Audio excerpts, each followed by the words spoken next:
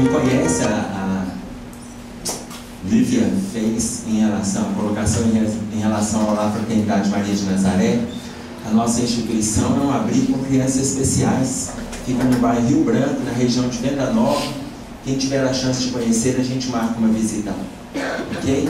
Hoje nós temos 26 crianças internas com paralisia cerebral. Elas moram lá conosco. Então, funciona nesse caráter de abrigo. Então, nós temos trabalho lá por 24 horas. Como eu disse, desde quando meu cabelo era preto. E aí ele já está branco, mas ainda não está em queda. Eu estou vendo que tem vários que estão em queda. Então eu ainda posso me vangloriar desse detalhe.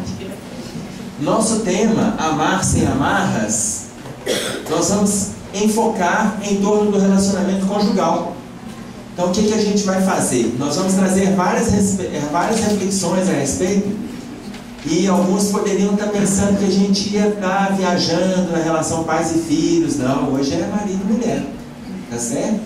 E tem gente que vai sair daqui falando assim, eu não devia ter vindo. E agora vai ficar até com vergonha de levantar. Então pode ficar até o final. Tudo bem? Então nós vamos começar fazendo algumas reflexões. Vamos lembrar dos desenhos animados? Vamos lembrar dos desenhos animados. Vocês lembram o nome da esposa do Batman? Vocês pensaram no Robin, né? Essa é uma outra relação, nós vamos trabalhar isso numa outra época. Hoje não. Quem lembra o nome da esposa do Batman? Ele não casou. Ele não casou. E o nome da esposa do Super-Homem? Também não. Casou não? No filme ele casou. Lois Lane, no filme, nos desenhos animados, o Super-Homem não casou. Tá? Depois eu falo do casamento dele no filme. Mas no desenho animado, o Super-Homem não casou. A gente via os desenhos doido para ver se ele dava uns beijos na Mulher Maravilha, né? Mas nada. E o marido da Mulher Maravilha? Também não casou. Vocês notaram que super-heróis não casam. Super-heróis não casam. Ô, gente, super-herói quando casa é igual o caso do filme. Super-Homem casou no filme com a jornalista Lois Lane. Vocês devem ter notado que depois que ele casou, pararam de passar os filmes de Super-Homem. Porque, gente, ele deixou de ser herói e virou marido. Olha quanto legal.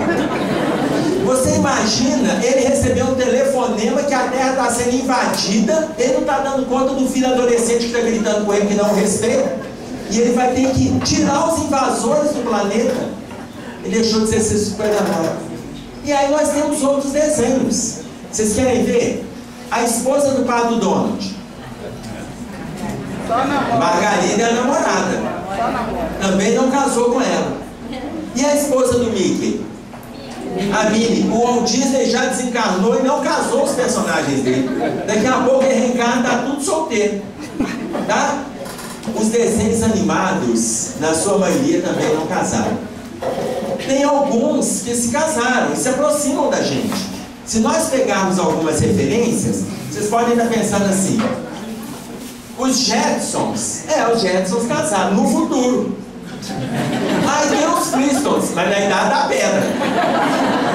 Porque o casamento atual quem dá conta é a gente. E o que mais aproxima da gente é aquele da família Addams. Lembra? Aonde, gente, aquele ali eu acho que foi inspirado até em Paulo, quando escreve para os Hebreus. Paulo, quando escreve aos Hebreus, no capítulo 12, no versículo 1, ele diz assim: há uma nuvem de testemunhas que te acompanha. Não é a família Addams?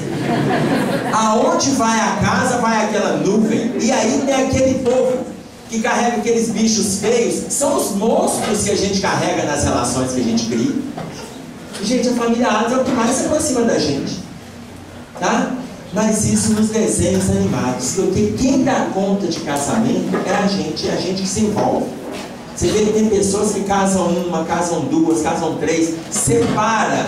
Não deu certo, separou e fala: agora é casamento pra mim. Nunca mais, 6 meses tá apaixonado de novo, vai começar a história toda outra vez. E aí dura 2 anos, 5 anos, 8 anos, depois separa. Agora eu não quero mais saber disso. Lá vai pela 3ª vez de novo na mesma estrada. Ou seja, nós damos conta. E é assim, quem está casado reclama e fala que quer separar. Quem está casado reclama, quem está solteiro reclama e está doido para casar. É assim. Essa busca de um companheiro a gente tem o tempo todo. A gente está sempre buscando uma pessoa para poder estar dividindo sentimento, sofrimento, pensamento. A gente está sempre buscando alguém. Em cima dessa relação, nós temos 3 tipos de casamento. 3 tipos.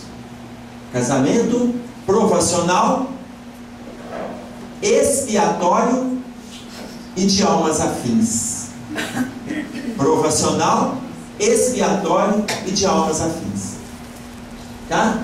Ora, só de pensarmos na palavra casamento, o Livro dos Espíritos, na questão 695, em lei de reprodução, na terceira parte da obra, ele coloca para nós que casamento é um progresso na marcha da humanidade. Ele é um progresso porque você aprende a conviver com aquela pessoa que você escolheu. Você e o marido, você e a esposa. Depois de você conviver com um, vem o primeiro filho. Você já está convivendo com 2 pessoas. Depois vem o segundo filho, você já está convivendo com 3. E você convive com a cunhada, com a sogra, com o sogro, com o primo, com o vizinho. É um progresso na marcha da humanidade. Por quê? Porque está dentro da lei de reprodução, mas está dentro da lei de sociedade, que fazem parte das leis divinas universais. Então você começa aqui e vai estendendo o seu núcleo para a família universal. Por isso é que é um progresso. Ah, mas e quem não casa? Quem não casa também progride por outras vias. Todo mundo está buscando uma forma de progredir. Pelo casamento nós temos essas 3 formas: provacional, expiatório e de almas afins. Qual desses que predomina entre nós? Expiatório, almas afins, provacional. Mas toda mulher busca o príncipe encantado, que é a alma. Toda mulher busca a alma afim. Coitada das mulheres. Passa a encarnação sofrendo dia a dia. E ao lado do sapo. Tá? Porque você imagina, a gente sabe direitinho a resposta assim. Qual que predomina? Quando a gente está falando para um grupo mais maduro e tal, né, depois de 10 anos de casado, eles falam assim: expiatório, que para aguentar o que eu aguento, só espiando. Quando você pega aqueles que estão casados há 2 anos, 5 anos, eles falam assim: provacional. Quando você trabalha com jovens e eles respondem: almas afins, eles estão igualzinho você. É desse jeito, tá? Então, o que predomina são os provacionais. O expiatório é aquele que gera sofrimento o tempo todo. Muitas vezes, aliás, eles não se separam e sofrem na relação. Sem colocar a questão religiosa no contexto. Eles não se separam, mas se agridem, se prejudicam, se perturbam o tempo todo e ficam juntos. Isso é expiatório. Tem aqueles que se separam, sendo expiatório, eles se separam, mas eles continuam vigiando a outra pessoa. Aí uma amiga encontra com a outra e fala assim: sabe aonde eu vi o seu ex-marido ontem? Ela fala assim: eles já estão separados há 3 anos. E ela fala assim: onde é que estava aquele cachorro? Gente, se eles já estão separados há 3 anos, aquele cachorro pode perambular por qualquer viela. Tá claro? Não tem ninguém que tem nada a ver com isso. Acabou, aquele casamento acabou. Mas eles ainda se perturbam, mesmo separados. Então o casamento expiatório é aquele que gera dor. Nós estávamos num trabalho na nossa região, lá na favela próxima, e aí nós visitávamos um lar, cujo lar vizinho, não era o que a gente estava, o lar vizinho, ele recebia visita. Quando o marido chegava, não era a nossa visita que ele recebia, quando o marido chegava no sábado à tarde, ele chegava sempre entre 3 e 4, 3 e 5, entre 3 e 4 horas, 3 e 5 horas da tarde. Ele chegava alcoolizado, batia na esposa e ia dormir. Todo sábado. A vizinhança cansada naquele episódio. A gente lá nesse trabalho, a vizinhança cansada do episódio. Quando viu o marido chegando alcoolizado à tarde, ligou para a polícia. Quando a polícia chegou, pegou o marido em plena agressão à esposa. Pegou o marido, colocou o marido dentro do camburão. Na hora que o carro ia arrancar, a esposa veio correndo lá de dentro. Pelo amor de Deus, não leva o amor da minha vida não. O camburão parou, pegou a mulher, colocou lá dentro, levou os dois. O delegado deu sabão nos dois e depois liberou os dois. E eles continuam juntos até hoje. Isso é expiatório. Gera sofrimento, mas eles não se liberam. Eu não estou dizendo que eles não se libertam, porque só de ter essa quantidade de agressões já não tem liberdade mesmo. Mas se é para ter agressão, se liberem. Pelo menos para aprender a respeitar a figura humana. Já que vai agredir a esposa vai agredir o marido, separa. Separa. Cada um vai seguir sua vida. Para com... Não, vai ter que ficar junto. Não, depois tem uma tal de doutrina espírita, não sei se vocês ouviram falar. Tem um pessoal que divulga assim, não, a doutrina espírita prega que tem que ficar junto até o final. Aonde está isso, gente? Aonde está escrito isso, pelo amor de Deus? O Evangelho segundo o Espiritismo, no capítulo 22, intitulado Não Separeis o que Deus juntou, é o título do Evangelho, que não foi criado pelos Espíritos. É para atender a colocação de Jesus no capítulo 19 de Mateus, no item 6, versículo 6. Aquele que Deus ajuntou, o homem não irá separar. Este versículo intitulou o capítulo 22.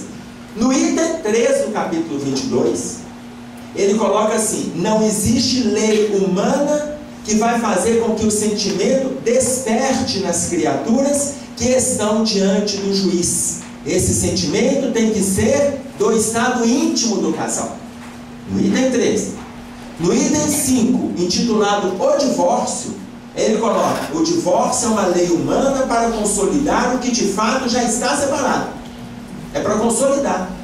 A pergunta 697 do Livro dos Espíritos vai alicerçar a mesma colocação do Evangelho segundo o Espiritismo.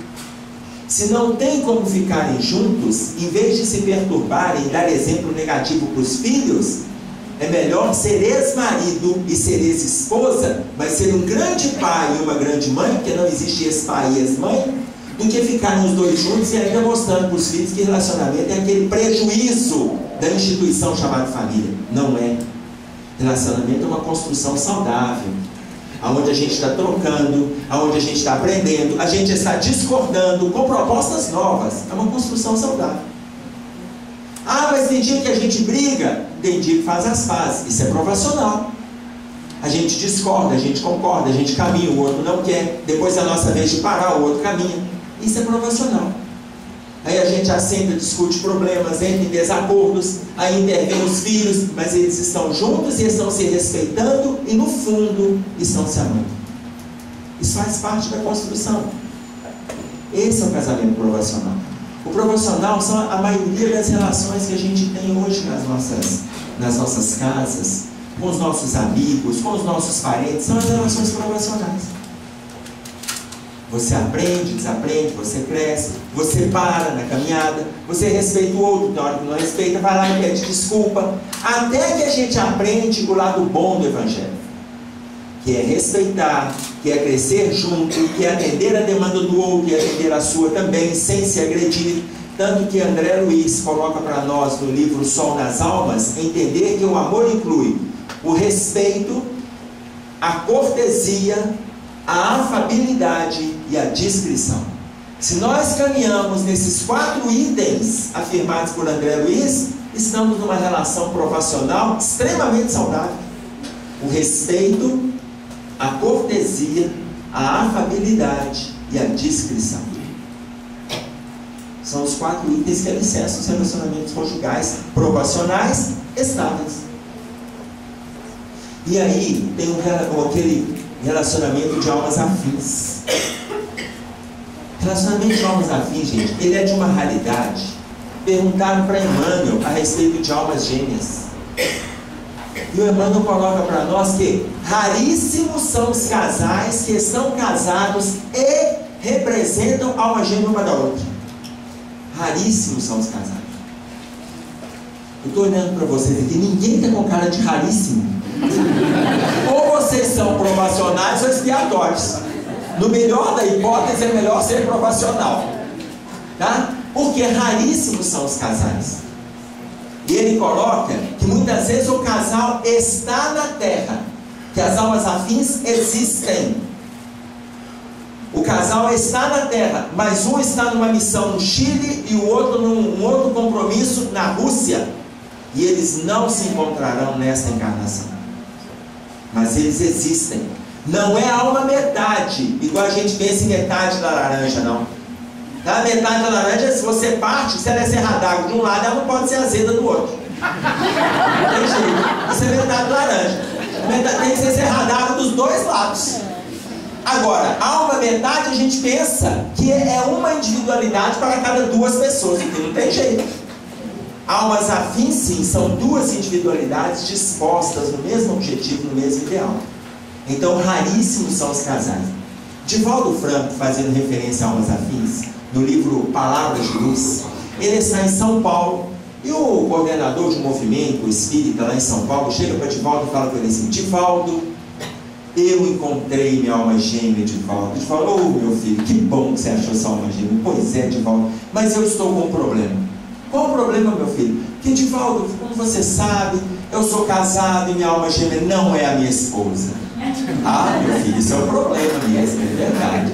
Pois é, Divaldo, mas eu já pensei numa solução. Qual solução que você pensou, meu filho? Divaldo, eu pensei de você conversar com o Dr. Bezerra de Menezes, porque como ele é o mestre na reencarnação e na desencarnação, ele desencarna a minha esposa, eu vou me casar com a minha alma gêmea, e a minha esposa vai nascer nossa filha. E o Divaldo coloca que ele até chorava da proposta. E aí o Divaldo pensou: então tá, meu filho, então tá. Divaldo foi embora para a Bahia, não falou nada com o Dr. Bezerra. No final da reunião mediúnica, o Dr. Bezerra veio para a comunicação e o Divaldo não falou nada. O Dr. Bezerra falou assim: quanto à proposta do nosso irmão de São Paulo, diga-lhe que, como eu sou mestre na reencarnação e na desencarnação, basta ele me autorizar, eu vou desencarná-lo, caso a alma gêmea dele com o terceiro gêmeo, ele vem filho da alma gêmea dele. Aí ele não gostou. Ele não gostou, que a nossa tendência é assumirmos o egoísmo das nossas decisões. A gente pensa na gente. A gente quer atender só as nossas demandas afetivas, emocionais, psicológicas. Isso é egoísmo. Então ele não aceitou, então ele fica com a esposa dele, assume os vínculos que ele já tinha predito antes e fica quieto no lugar dele.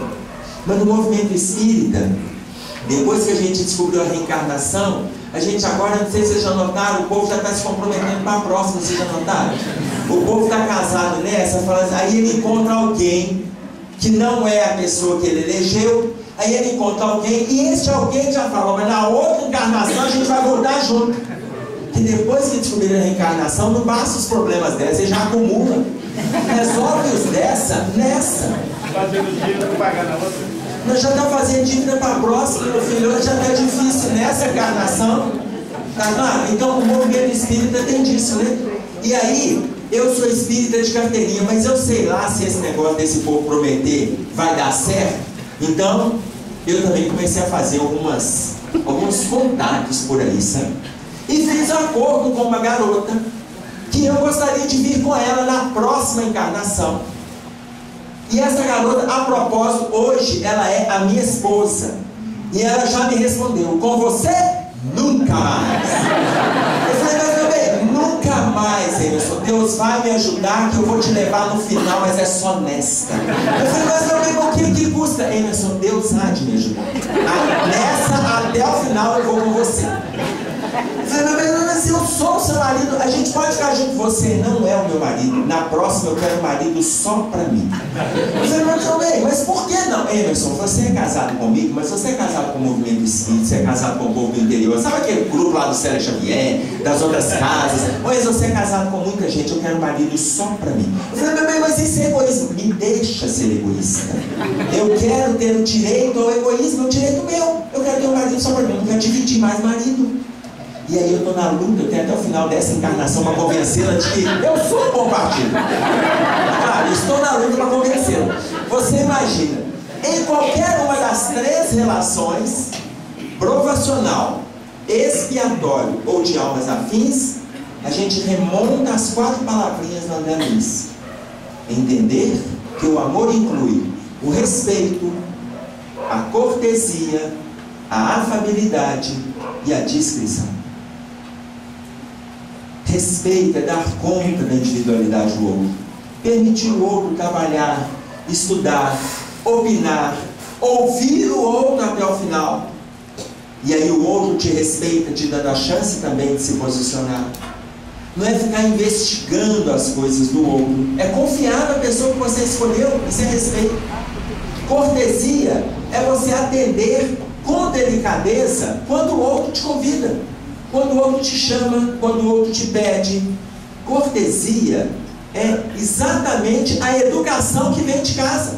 São aquelas palavrinhas mágicas que a gente ensina para os nossos filhos, que a escola ensinou para nós. Muito obrigado, dá licença, me desculpe e por favor. São as palavrinhas que a gente tem que estar usando no dia a dia. Isso é cortesia. Então a gente tem que estar representando isso no nosso lar. A esposa está conversando com ela: meu bem, dá licença um minutinho, deixa eu só atender o telefone. Meu bem, dá licença um minutinho que eu estou cansado, deixa eu tomar um banho, a gente continua daqui a pouco. Sem deixar o outro falando sozinho. Não é isso não. Não é virar as costas quando o outro está conversando conosco não. Isso é um desrespeito, isso é uma agressão. Aumentar o tom de voz, ameaçar o outro, isso é um desrespeito. Isso é falta de cortesia. Quando ele fala de afabilidade, André Luiz está falando de carinho, está falando de afeto. Qual é a última vez que a nossa esposa deitou, dormiu no nosso peito? Qual é a última vez que nós falamos para ela que a gente a ama e que nós ouvimos dela sobre o amor que ela tem por nós? Tem muitos casais que chegam para mim e falam assim: mas eu não amo como era antigamente. É óbvio que não, o tempo passou, o amor é outro. Se o amor não evolui, o casamento acaba. Outro dia, encontrando com um amigo na via pública, ele olhou para mim e falou assim: Emerson, você está casado até hoje, porque está tão natural separar, que o estranho no bate-papo ali era eu que estava errado. Eu falei assim: estou, meu filho, estou casado até hoje. Não, mas você está com a mesma pessoa?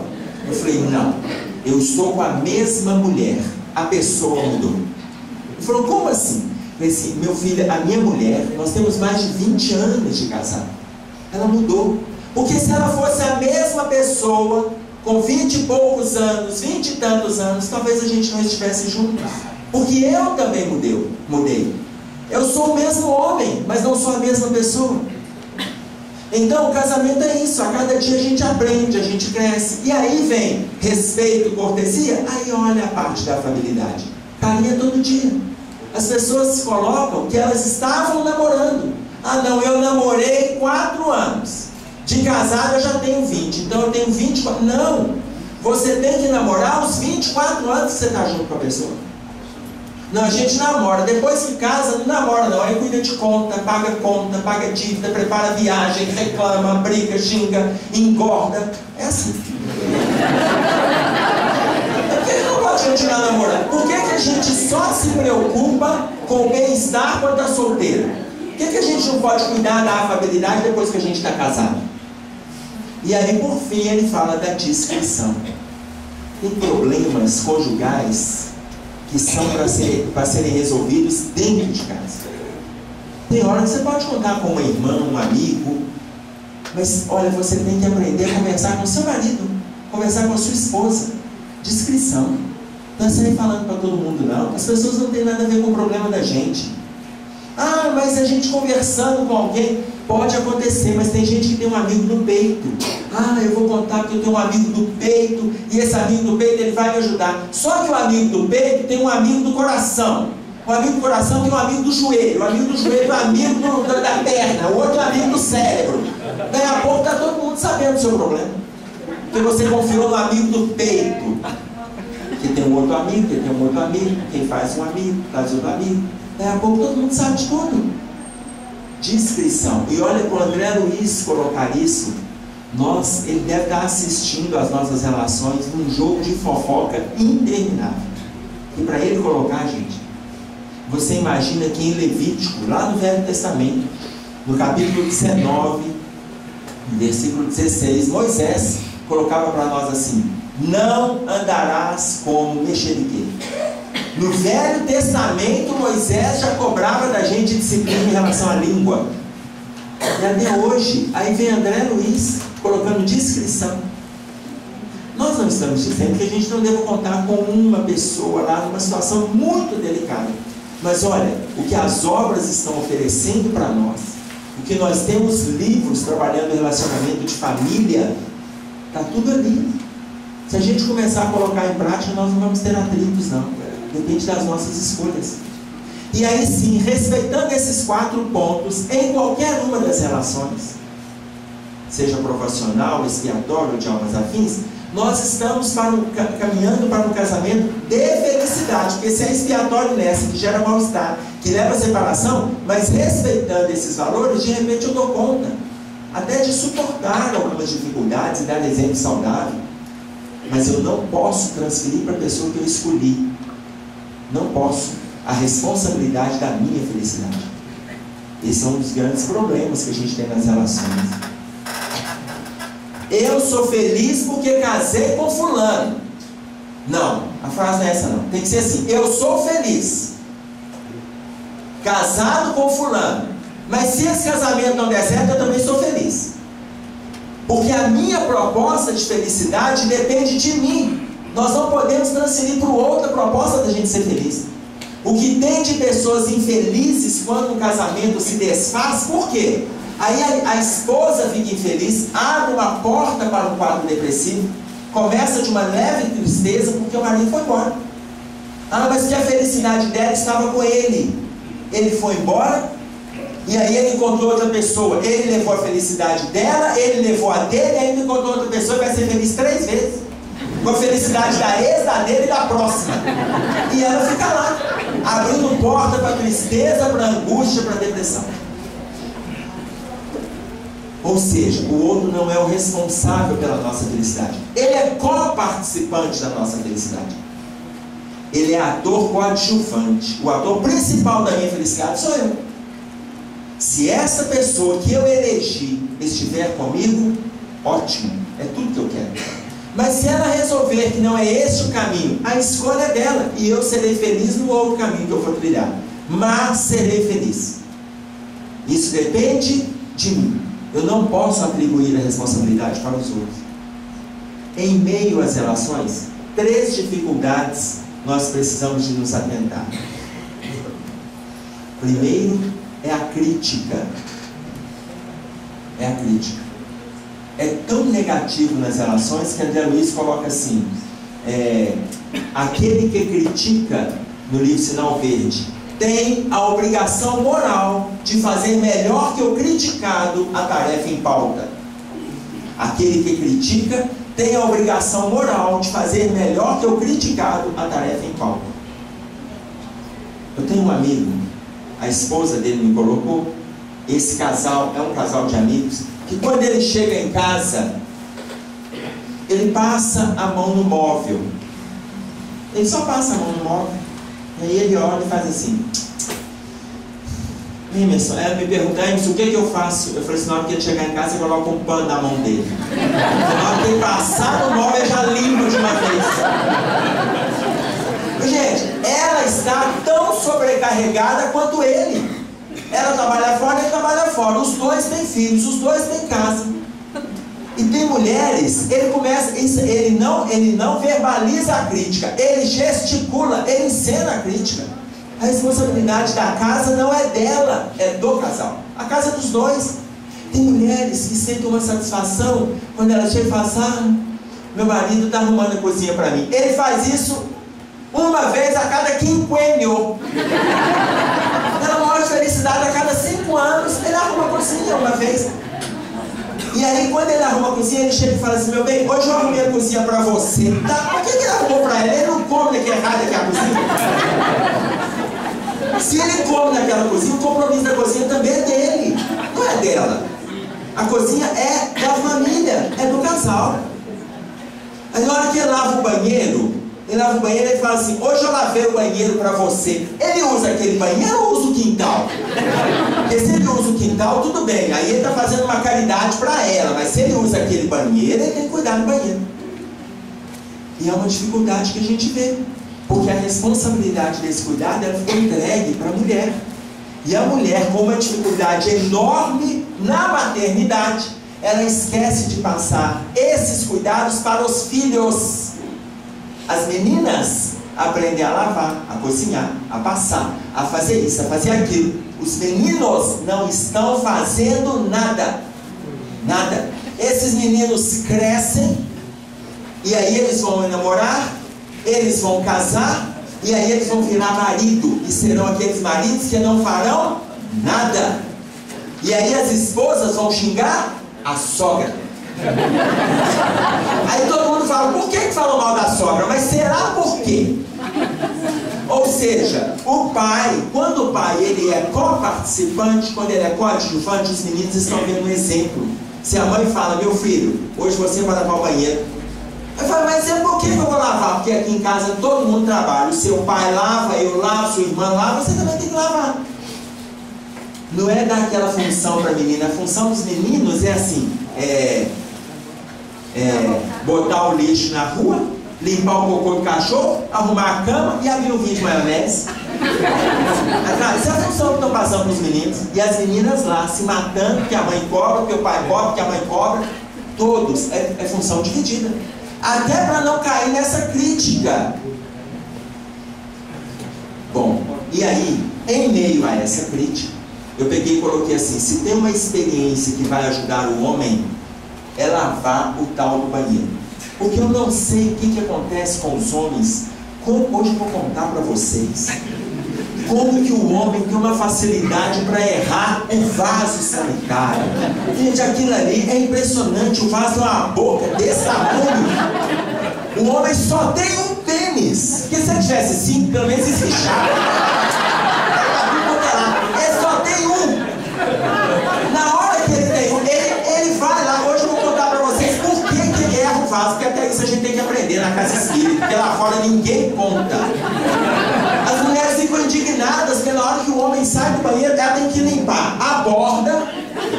Quando o bendito não levanta o raio da tampa, ela tem que limpar a tampa. E ainda tem que limpar o chão, porque sai brincando com o negócio dele. Gente, não tem necessidade disso, porque o vaso é daquele tamanho. Um dia eu fui falar isso numa casa, uma pessoa lá falou: isso, pelo amor de Deus, não conta não, porque isso é um segredo milenar. Eu falei: hoje nós vamos desfazer segredos milenários. Porque veja bem, está lá o vaso sanitário daquele tamanho. Tem uma poça d'água ali no meio. O homem, ele vai fazer o xixi, mas ele mira de tal maneira que não pode acertar na poça, porque ninguém pode escutar o barulho do xixi. Ele acha, isso é a cabeça de homem, a cabeça de homem funciona assim. Ele acha que as pessoas vão pensar que ele está lá dentro fazendo xixi. Ou ele faz xixi, ou ele faz cocô, ou ele toma banho. Mas isso é o normal do banheiro? Porque se ele estiver fazendo algo mais, ele precisa ir do normal. Se ele estiver almoçando, tá errado. Aquele não é lugar. Tá claro? Aí ele faz o xixi de tal maneira que não pode acertar a bolsa d'água, porque ele faz aquele barulho. Não pode fazer barulho, não. Aí ele mira de tal maneira que não vai na poça, aí ele mira na rampa do vaso sanitário. Como ele mira na rampa, ele vai mirando na rampa de tal maneira que se for pra poça, ele vai pra direita. Aí cada beirada respinga do lado de fora. Depois ele guarda o dito cujo e vai embora. E fica respingado a porta, fica respingado no chão. E a mulher, ela é tão bacana, ela chega lá, abaixa a tampa, tira a calça, assenta e o xixi dela cai no meio. Tchau! E ela não está preocupada se alguém do lado de fora estiver pensando, é verdade, é exatamente. Olha que bacana. Você vê como a cabeça de homem é difícil? É por isso que na maioria das relações a gente pede às mulheres que tenham paciência com a nossa precariedade intelectual. Elas precisam ter paciência com a gente. Nós temos algumas dificuldades. Tá certo? Agora, se o homem, se ele vai limpar o banheiro, aí ele vai falar o tanto que é ruim ele ter que limpar o próprio respingo. Eu vejo isso, gente. Que eu trabalho, aonde eu trabalho, que é um consultório. A hora que entra um homem no banheiro, depois que o homem sai, antes de entrar um outro paciente, eu entro lá para dar uma vistoria. É deselegante, depois entra uma mulher, ela vai usar o banheiro, está lá respingado no chão. E eu entro, gente, é quase uma fatalidade. Praticamente todos os homens respingam. Eu falei, meu Deus, esse aí deve estar esguichando. Claro, e não tem necessidade. É só a gente mirar. É só mirar. Tudo bem? Então, de tal maneira que, né? Poupem, ajudem as mulheres de vocês. Diga-me. Ô Emerson, o Eustáquio resolveu isso. Ele senta. Assentou, resolveu o problema. Eu conheço o marido dela, gente. Ele é de uma altura descomunal. Ele vai errar mesmo. Ele é capaz de pegar as costas da tampa lá. Então, assenta, está resolvendo o problema. Tá certo? Se uma criança precisa de um banquinho, por que com adulto não pode sentar no vaso e fazer um banquinho? Tá certo? Então resolve o problema.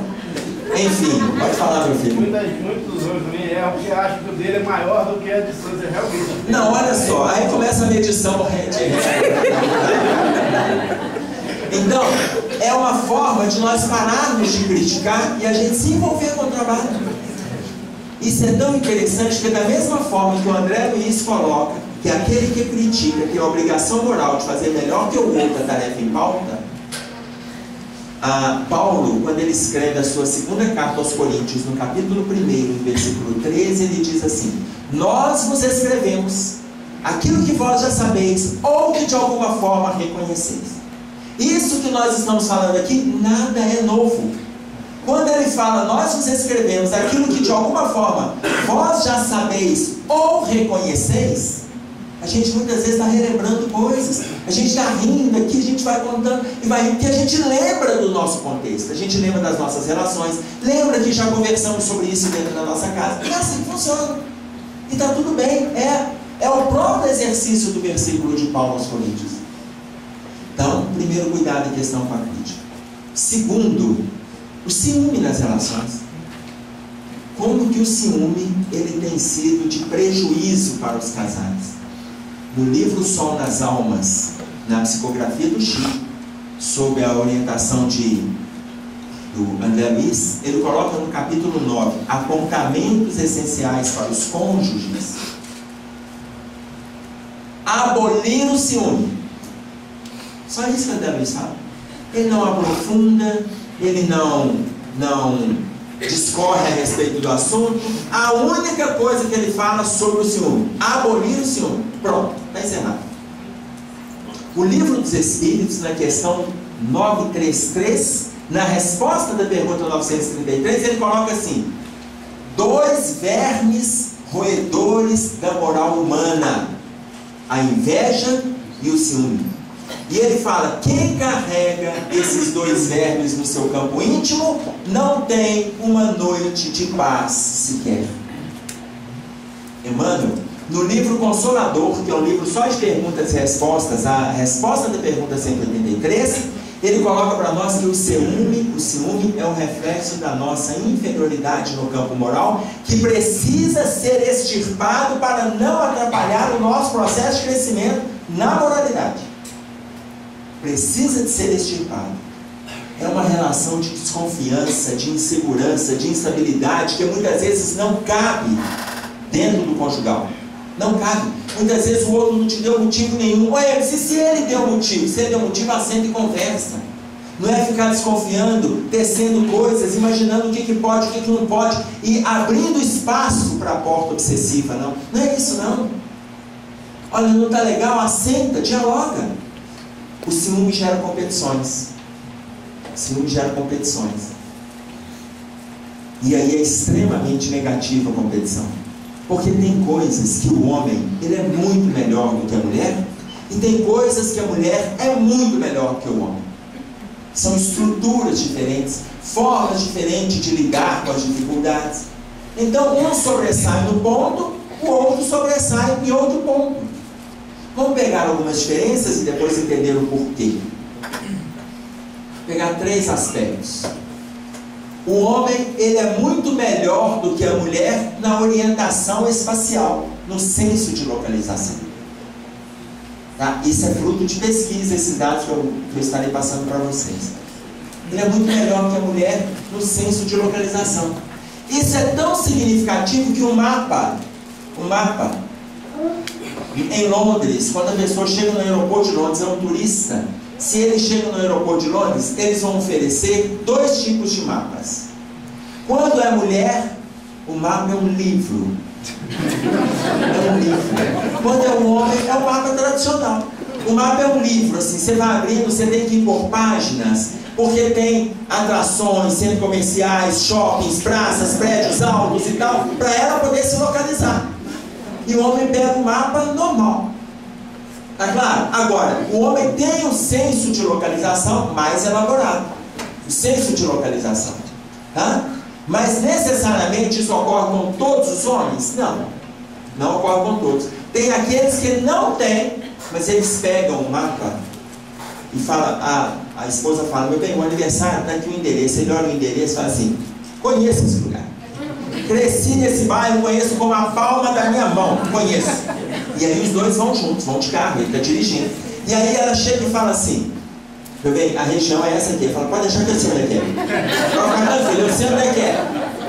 E aí ele vai pelo endereço e daí ele dá uma volta. Quando ele volta no mesmo lugar, ela fala assim, a segunda vez você passa por aqui. Ele fala, cala a boca, eu sei onde é que é. E aí ele continua dando volta. Na hora que ela fala de novo, ele fala assim, se você falar de novo, nós vamos para casa. Ele não para perguntar. Ele não para. Porque na cabeça dele, parar para perguntar significa fragilidade. Significa fragilidade. E ele não pode se apresentar frágil, porque a mulher não gosta do homem frágil. Mas isso foi ensinado para a gente lá pela mamãe. Foi ensinado pelos nossos pais. O menino, ele não pode cair. Porque quando ele cai, não quer saber de menino chorar na minha cabeça não. Pega a bola no chão do seu primo, vai pra rua e vai chorar, vai jogar bola na rua. Não quer saber de menino chorar não. Quando a menina cai, vem cá, filho, não chora não, mamãe te ama, e tal. Pega no colo, balança, vai pra lá, vai pra cá. Sabe não? O menino não pode chorar. Quando eles entram na adolescência, a menina da mesma faixa etária, 13, 15, 17, elas não querem homens frágeis, que choram, telefone pra mamãe pra saber como é que tá, que leva a blusa porque a mamãe recomendou. Ele pode morrer de frio, mas ele tem que se achar. Ele tem que ser blusa. Tá claro? Então, por quê? Porque isso na cabeça dele é fragilidade. Quando ele casa, as mulheres não querem homens frágeis. Elas querem homens fortes. Então, na hora que ele está lá, isso parar para perguntar, na cabeça dele, demonstra insegurança. Ele não para e pergunta. Então, embora ele muitas vezes esteja com o mapa na mão, ele vai. A mulher para com tanta facilidade que ele estiver atrás bate o carro. Ela vai perguntar. É certo que ela vai perguntar. Tá claro? Mas é o senso de localização. A mulher tem mais dificuldade no senso de localização.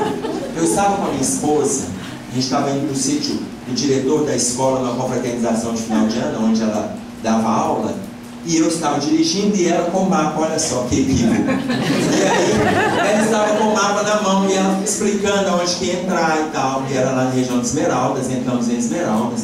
E aí, na hora que a gente estava em Esmeraldas, ela falou assim, meu bem, chegou na antena.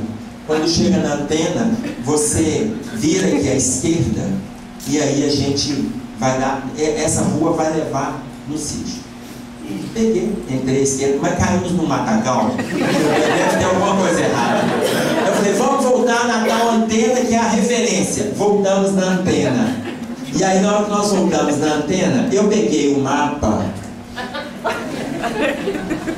E aí, eu fui virando o mapa.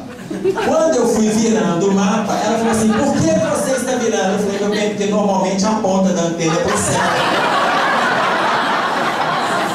A rua que ele indicou da esquerda era da direita. E quando virou a antena, a rua virou outra. Mas é equívoco livro, fazendo palestra, eu peço a ela para nos orientar pelo mapa. Olha aqui, tá sério? Esse é. Então, hoje eu mando a meu filho, isso é da época do meu cabelo preto, não tinha como não, esse não. Enfim, esse não é exemplo do centro de localização. Por outro lado, a mulher tem um campo visual extraordinário. E o homem não enxerga as coisas. Mas não enxerga mesmo. Não é ironia, o homem não vê. As mães dos filhos adolescentes, elas acham que os meninos estão fazendo isso de picardia. Quando ele chega e fala, mãe, cadê a minha meia? Está na gaveta, meu filho. E ele abre uma gaveta, abre duas, abre três, ele não enxerga a bendita meia. E a meia está lá. O homem, ele tem um campo visual limitado. A mulher tem um campo visual amplo. Ela vai numa festa, a mente dela, o olhar funciona como uma parabólica. E ela sai gravando tudo que está na festa. Quando sai da festa, chega conversando com o homem e fala com ele assim, com o marido, e fala com ele assim, você viu a sandália da minha inimiga? E ele fala assim, não sabia nem que sua inimiga estava lá. E não é má vontade, porque ele não quer assunto, não. Ele não viu mesmo. Porque fica parecendo que ele não quer conversar. Ele não enxerga. Ele não enxerga. O campo visual dele é limitado. Ele vê em profundidade. A mulher vê a lateralidade. Enquanto os dois estão na estrada, enquanto ela está vendo as flores do caminho, os jardins, as montanhas, ele está vendo um acidente a 5, 8 quilômetros do engarrafamento que está lá. Que ele vê em profundidade. O homem sai de manhã para trabalhar. Quando ele sai para trabalhar, ele tirou a mesa do café, guardou e tal. Quando ele chega à noite, ele abre a geladeira e vai pegar a manteiga. E aí ele não vê a manteiga. E ele fala para ela, cadê a manteiga que estava aqui? Ela grita lá no quarto, tá aí. Ele fala, não tá, não tá. Ela sai do quarto pisando duro, vem com uma raiva, abre a porta da geladeira, mete a mão lá dentro e faz aparecer um pote de manteiga. É uma mágica. Mas acontece que ele justifica. Ele colocou o pote de manteiga na prateleira de cima. Outras pessoas mexeram e guardou lá embaixo. Ele não vê. E não é má vontade, ele não enxerga. Não enxerga. É o não visual. A terceira dificuldade, que vai alicerçar o nosso terceiro aspecto do relacionamento conjugal, são as palavras. Quem fala mais? O homem ou a mulher? Não, eu gosto de fazer perguntas difíceis, para o pessoal refletir. Alguém tem dúvida? Não. Ok. Então, alicerçando que ninguém tem dúvida, o homem fala em média 3.000 palavras por dia. A mulher fala, em média, 12.000 palavras por dia. É uma coisa espantosa. Tá? E aí, eu costumo colocar para os casais o seguinte, não briguem de manhã sem fazer as pazes à noite. Façam as pazes. Porque se ela ficar 2 dias sem falar o que lhe é de direito, quando fizer as pazes, pode ser problema. Então, são 12.000 por dia. E aí a mulher está conversando, ela está colocando para os homens, eles escutam, eu vou contar um segredo para você. Aliás, eu acho que eu já estou revelando vários, vou contar mais. Quando as mulheres estiverem conversando com os homens, isso é um dos pontos que dificultam o diálogo, vocês vão notar que os homens, eles escutam, e você, na hora que ele está te ouvindo, ele está te ouvindo, e aí você pergunta para ele assim, você está me ouvindo? O homem, como ele não tem uma fala muito elaborada, ele fica assim,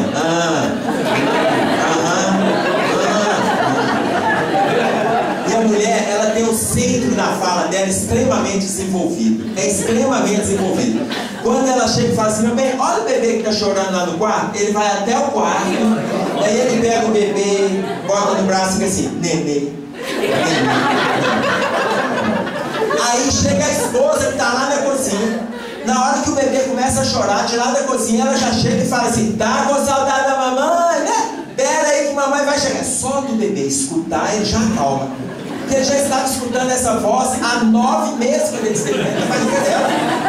E ela falava desesperadamente e ele escutava sofridamente. Não tinha jeito. Então quando ela está na cozinha, ele está falando, aí na hora que ela vai chegar lá, ela vai ela sai da cozinha, vai falando na cabeça dele, continua falando, pega o bebê, coloca no carrinho, vem cá que você vai tomar sozinho com a mamãe, vem falando na cabeça dele, vem falando assim, coloca na cozinha.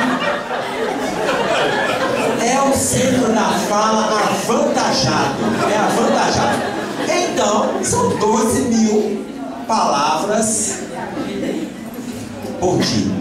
E aí, as mulheres estão conversando com os homens e elas falam assim: você está me ouvindo? Ele fala: estou. Você acabou de falar isso, isso e isso. Notem, o homem repete sempre a última frase daquilo que a mulher acabou de falar. Vocês vão ter certeza que ele não te ouviu no exemplo que eu vou dar. Porque ele vai repetir na última frase e a mulher adora ser enganada. Ela fala assim: então ele me escutou. Não escutou.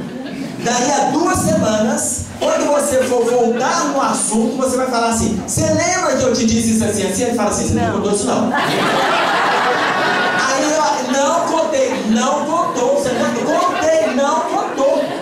Porque ele tem o hábito, e isso, gente, já é da mentalidade masculina. Ele vai escutando o que você vai falando, ele vai apagando e guarda a última frase. Ele apaga e guarda a última frase, ele apaga, porque ele sabe que a última frase é onde você quer chegar. Você vai dando tanta volta que até chegar na última frase, ele fica, inconscientemente ele pensa assim: eu vou ficar guardando informações obsoletas. Daí a 2 semanas, 3 semanas, você descobre que ele não te ouviu. Enfim, a mulher precisa aprender a ser mais objetiva e o homem ser mais atento. E o homem ser mais atento. Ora, por que essas coisas acontecem? Vamos pegar esses 3 aspectos. Vamos lá no nosso processo evolutivo. Lá no primitivo, o homem saía para caçar. E a mulher ficava cuidando da cria. Quando ele saía para caçar, ele ia e voltava. Ele ia e voltava. Ele ia e voltava. Ele desenvolveu um senso de localização. Ele desenvolveu. Então essas direções que ele tomava, a mulher ficava cuidando da cria, ela desenvolveu o campo visual, porque ela tinha que proteger a cria, ela tinha que estar atenta a tudo que estava em volta. Como o homem ia e voltava, e ele ia com os chefes de outras tribos, famílias naquela época eram chamadas tribos, ele ia com os chefes de outras tribos, eles iam em silêncio, porque eles podiam assustar a caça se eles conversassem.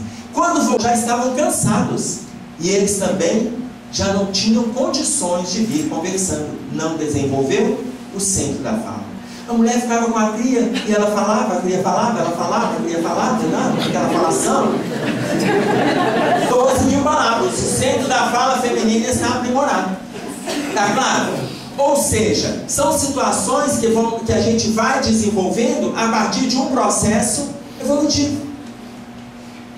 Em cima desse aspecto, nós temos aí o terceiro ponto que a gente tem que observar nas relações, que é esse que a gente estava fechando, que é a questão do diálogo. Nós temos que abrir espaço para o diálogo nas nossas relações. Os casais não querem conversar.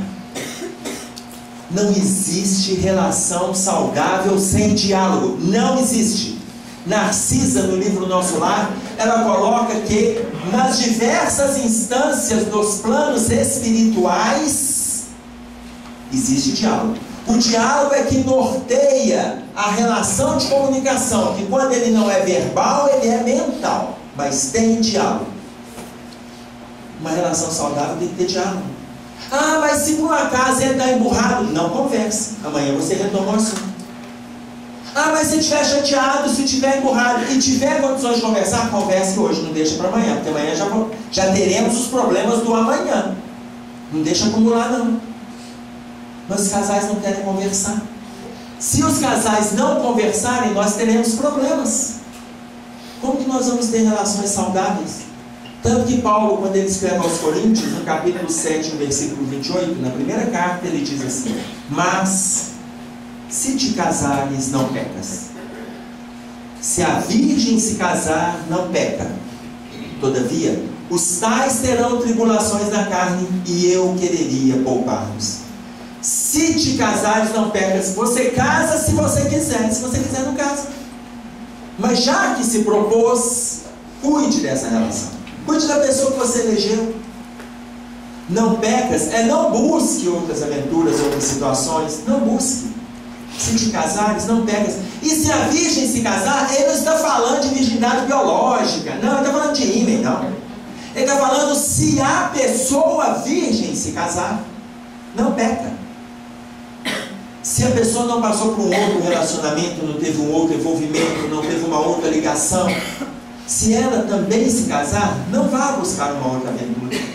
Mas ele alerta: os tais terão tribulações na carne, e eu quereria poupar. Porque casamento é isso mesmo, gente. São tribulações, são dificuldades. Ele gostaria de nos poupar, mas os comprometimentos que a gente vem acumulando de encarnações faz com que a gente viva essas situações. E quando você elege um para se casar, não quer dizer que todas as suas outras afinidades de outras épocas, de outras eras, não estejam encarnadas, não. Está todo mundo na terra, está todo mundo lutando. Mas não é porque eu me casei com essa pessoa que eu vou abrir porta para uma aventura do outro lado, não. E nem quer dizer que aquela pessoa que apareceu é alma gêmea, já deixamos claro. Eu me consorciei com essa aqui, porque eu vou me cuidar e vou cuidar dela também nessa relação. E ela vai se cuidar e vai cuidar de mim também nessa relação. Poderão aparecer outras situações de afinidade, de amizade, de fraternidade, poderão, porque são vínculos passados, está todo mundo reunido. Mas eu vou cuidar dessa pessoa que eu elegi. E essa pessoa, na maioria esmagadora das vezes, já faz parte do compromisso que eu escolhi do lado de lá. E aí, quando os casais não conversam, eles assumem aquela postura de emburramento. Ficam os dois emburrados. O homem, quando ele está emburrado, ele bate a porta, ele bate a janela, ele arrasta a cadeira. A mulher, quando está emburrada, ela faz um bico, o tamanduá tem inveja dela. Onde vai o bico? Emburramento. Por quê? Porque os dois não estão dialogando. Ô, gente, emburramento é encontro do burro com o jumento. Ô, gente, não tem espaço para isso dentro de casa, não.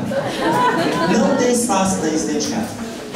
Mas nós podemos fazer uma relação saudável quando a gente chegar no ponto que Jesus ensinou. Falando com os discípulos: tenho-vos chamado amigos, porque tudo quanto ouvi de meu Pai vos dei a conhecer.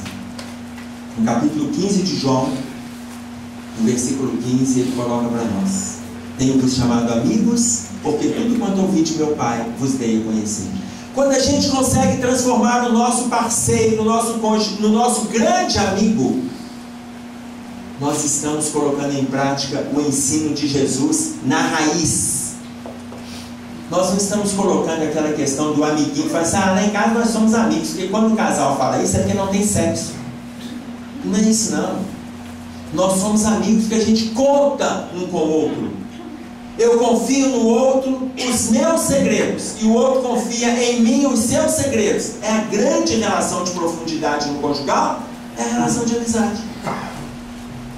A minha esposa me perguntou assim, um dia eu vim numa palestra, ela perguntou assim: Emerson, antes da gente se deitar, Emerson, eu ouvi lá aquela sua palestra sobre relacionamento conjugal, eu sou sua amiga? Eu falei: não, você é minha esposa. Emerson, mas eu não sou sua amiga. Você é minha esposa, meu bem. Minha esposa, está ótimo. Você me conhece mais do que todo mundo. Eu não tenho um amigo que me conheça tanto quanto você, mas é minha esposa. Mas por que eu não sou sua amiga? Porque é amigo, meu bem, tem que confiar 100%. Eu não posso ainda colocar 100%. Eu tenho tanto defeito que eu não posso contar tudo. Aqueles que você conhece é o suficiente para você até gostar de mim. Olha que bacana. Mas todos não dá, não. E aí ela dormiu triste aquele dia. 6 meses depois estávamos na Bienal do Livro. E aí ela foi assistir a palestra de um colega. E aí na hora que ela foi assistir a palestra, ela saiu de lá e tal, perguntou: não, eu falei: não, meu bem, pode assistir, eu fico com as meninas aqui. E aí ela foi assistir a palestra, ela saiu de lá satisfeita. E aí na hora que a gente foi deitar, eu falei: meu bem, a palestra foi boa, você saiu de lá tão feliz. Ela falou: eu fiz uma grande descoberta. Ela falou: qual? Eu descobri que você é o meu marido e não é o meu amigo. Então, meu bem, que bom que você descobriu. Tá vendo por que na casa de ferreiro o espelho é de pau? Ela tinha que escutar de um terceiro aquilo que do marido não funcionou. Mas é isso. Nós temos que lutar para transformar numa relação profunda de amizade, como Jesus concebeu os discípulos. Isso é difícil ainda para nós, mas estamos em luta. Onde a troca é fiel, o crescimento é constante, o respeito é do dia a dia. Estamos em luta. Para acabar com essa competição do homem e da mulher, para fechar, nós vamos trazer uma colocação de Vitor Hugo. Vitor Hugo, ele coloca para nós de forma profunda a relação dos dois. Vitor Hugo, ele era dramaturgo, ele era escritor, jornalista, poeta, político. Ele era contemporâneo de Kardec. Ele viveu entre 1802, portanto ele nasceu 2 anos antes de Kardec, e ele desencarnou em 1885, 16 anos depois de Kardec. 16 anos depois de Kardec. Vitor Hugo, ele fala sobre o homem e a mulher. E ele fala assim: o homem é a mais elevada das criaturas, a mulher, o mais sublime dos ideais. Deus fez para o homem um trono e para a mulher um altar. O trono exalta, o altar santifica. O homem é o cérebro, a mulher o coração. O cérebro produz a luz, o coração o amor. A luz fecunda, o amor ressuscita. O homem é um gênio, a mulher um anjo. O gênio é imensurável, o anjo indefinível. A aspiração do homem é a suprema glória, a aspiração da mulher, a virtude extrema. A glória traduz grandeza e a virtude traduz divindade.